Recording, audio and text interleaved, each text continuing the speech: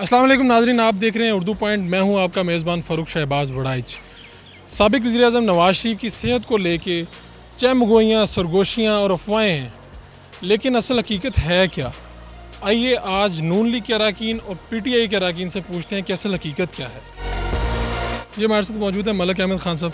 मलिक साहब, आप पार्टी को बड़े अच्छे तरीके से डिफेंड करते हैं मीडिया पे, लेकिन अभी जो पार्टी की मौजूदा सूरत हाल है कुछ अजीब सी लग रही है। लोग, आपकी मेन जो लीडरशिप है वो केसों में फंसी हुई है, तो आप देखते नहीं हैं कि आपके आम कारकुन का मोरल डाउन है?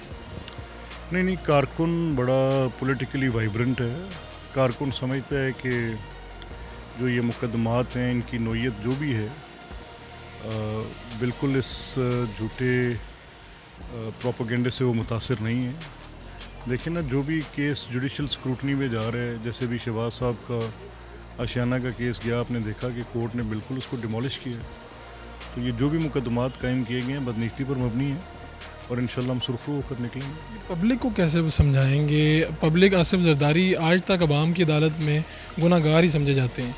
आप किस तरह समझाएंगे जब आपकी लीडरशिप जेल से बाहर भी आ जाएगी? ये समझाना मुश्किल नहीं हो जाएगा? नहीं, देखें, इसका फ़र्क ये है कि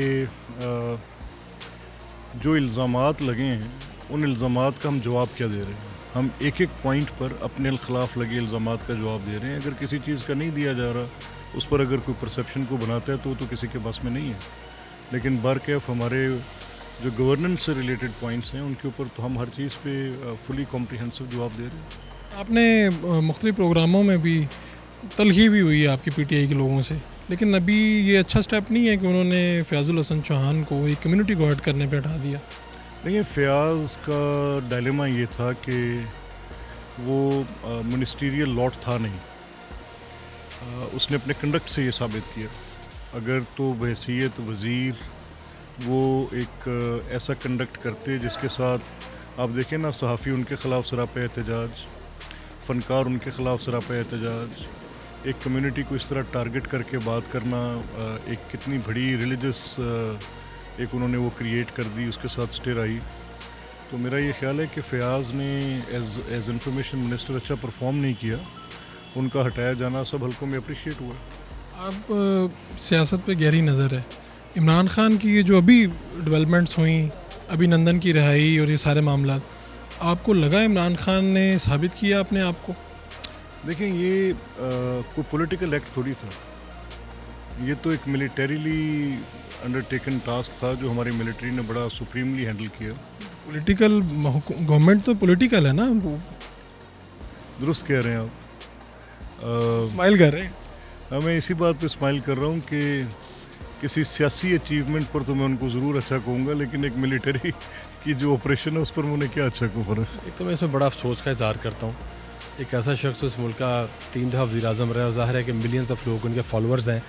उनकी बीमारी पे बड़ी बदकिस्मती की बात है कि तहरीक इंसाफ और उनकी क़यादत ने सियासत की है और जिस किस्म के बयानात दिए हैं वो नाकाबिल बर्दाश्त हैं। अब कई मेडिकल बोर्ड बने हैं और कल मैंने ये नुक्ता असम्बली में उठाया था, ज़रा टेक्निकल ये नुक्ता था। मैंने कहा था जो उनकी बुनियादी बीमारी है, जो एट्रियल फैब्रिलेशन है, यानी जो हार्ट का एट्रियल पार्ट है वो फैब्रिलेट करता है और उसमें खुदा न खासा जो ख़तरा है वो स्ट्रोक का ख़तरा है और उसमें खुदा न खासा उसके ब्लड पे भी उसके असरात पड़ते हैं। मैं चूँकि ख़ुद उस मर्ज़ से गुजर रहा हूँ इसलिए मुझे उसके बारे में पता है। जब हम बाहर इलाज के लिए गए, उनकी वेन रैप्चर हुई, फिर उसमें ज़ाहिर उनको सर्जरी करनी पड़ी। तो उसमें मेडिकल बोर्ड में तो कोई इलेक्ट्रोफिजियोलॉजिस्ट नहीं था, उसको डाला नहीं गया। अब जो उनकी फैमिली का कंसर्न है, हमने जो ऊपर भी आज बात की है, हमने उनसे यही बात की है कि उनकी फैमिली से आपके सीनियर लोग रब्ता करें। जब आपको अब बिलम हुआ है, पहले आपके अब कल आपका स्पोक्समैन गया 2 डॉक्टर लेकर, उन्होंने बाहर रख के कहा कि वो तो बिल्कुल सेहतमंद है। तो आप या तो संजीदा लोगों को भेजें और फिर कम से कम उस सीनियर बंदे को भेजें जो कम से कम जिसकी बात अगला सुन सके। उनकी फैमिली से इनको रब्ता करना चाहिए, उनको मुतमईन करना चाहिए। जिन लोगों ने बाहर उनकी सर्जरी की है उनके साथ कंसल्ट करना चाहिए, काबिल लोग डालना चाहिए, ताकि खुदा न खास्ता कोई बीमारी उस हद तक ना चली जाए कि जिसमें फिर इंतहाई दुश्वारी हो। आवाम में इतनी अफवाहें हैं, सरगोशियाँ हो रही हैं कि मियाँ साहब को बातें फैलाई जा रही हैं कि मियाँ साहब बाहर जाना चाहते हैं। आप क्या समझते हैं, आप खुद भी पेशेंट हैं, आप समझ रहे हैं इस सारी बीमारी को? ये है कि कोई भी जो पेशेंट है उसका ये बुनियादी हक है कोई ट्रीटमेंट जहाँ से करवाना चाहिए उसको वहाँ से करवाना चाहिए, उसकी अपनी सेटिस्फेक्शन होना बहुत ज़रूरी है। लाहौर के हॉस्पिटल्स में हो सकता है उनका इलाज? देखिए PIC की बहुत अच्छा कार्डियोलॉजी का अदारा है, लेकिन मैंने ऊपर भी उनको ये बात की है कि बहरहाल पाकिस्तान, हालांकि हमने चीज़ों को कई सालों में, और ये मैंने कहा प्रोफेसर वो कि हमने बेहतर किया है, लेकिन जो नर्सिंग केयर है और जो पोस्ट ऑपरेशन से मुराद है कि सर्जरी के बाद जो उसका फॉलोअप है, बहरहाल जो इंटरनेशनल स्टैंडर्ड है उस पर भी हम पहुँचेंगे तो ज़ाहिर है कोशिश कर रहे हैं। तो ये एक बंदे का राइट है, लेकिन ये काम सेटिस्फाई करना हुकूमत का काम है। हुकूमत आपको ही तनकीद का निशाना बना रही है, कहते हैं जी आप ही वजीर रहे थे, आपकी हुकूमत थी, आप एक भी हॉस्पिटल नहीं बना सके जहाँ मियाँ साहब का इलाज हो सके। हॉस्पिटल तो हमने अल्हम्दुलिल्लाह अल्लाह का शुक्र है बेशुमार बनाए, और मैं ये बात बड़ी ज़िम्मेदारी से कहना चाहूँगा कि मेरी ख्वाहिश है कि ये 5 साल में उससे आधे अस्पताल भी बना ले। जहाँ तक मियाँ साहब की बीमारी का ताल्लुक है, चूँकि उनका पूरा रिकॉर्ड और उनके जो डॉक्टर्स वो बाहर ही मौजूद थे, लेकिन हमने इस पर ओपन बात की है। हमने उनका कि उनकी फैमिली साहब को रजू करना चाहिए और सीनियर लेवल पर रजू करना चाहिए। अब कल खान साहब ने इसका नोटिस दिया, खान साहब के साथ नोटिस से पहले लेना चाहिए था। आप नरेंद्र मोदी से तो फ़ोन पर बात करते हैं और वो आगे से बात नहीं करना चाहता, तो क्या आपके अंदर इतनी मोरालिटी नहीं है कि आप एक, देखिए इख्तलाफ अपनी जगह होता है, लेकिन कुछ इखलाकियात ऐसी होती हैं जो अदब अदाब होते हैं, जो रवायात होती हैं। मेरा ख्याल है कि तहरीक इंसाफ को और उनके कायद को अच्छी रवायात को पायदारी देनी चाहिए, उसको जन्म देना चाहिए। देखें, ये बचकाना बातें मैं ना मानूं वाली बहुत हो गई है।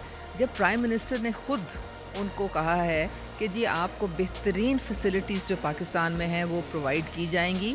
PIC ज़बरदस्त हमारा कार्डियोलॉजी इंस्टीट्यूट है, वो बाहर से लोग आते हैं वहाँ इलाज कराने, वो है हमारा यहाँ पे जो कार्डियोलॉजी जहाँ वो कहेंगे। बल्कि अब तो उन्होंने ये भी प्राइम मिनिस्टर ने अंदिया दिया है कि अपने जो इनके अपने मुआलिज हैं जो कि ब्रिटिश हैं वो आएँ, उनको हम फैसिलिटेट करेंगे, यहाँ पे आएँ, हमारे state of the art facility जो है वो उनके मुआलिज यहाँ पे आके उनका इलाज करें। देखें, बाहर तो उनको भिजवाना प्राइम मिनिस्टर के हाथ में तो नहीं है, वो तो इस्लामाबाद। ये बातें कर कौन रहा है कि उनको बाहर भिजवाया जाएगी? क्या नून लीग की ख्वाहिश है, कहीं तीसरी पार्टी को चाहती है, हकीकत क्या है?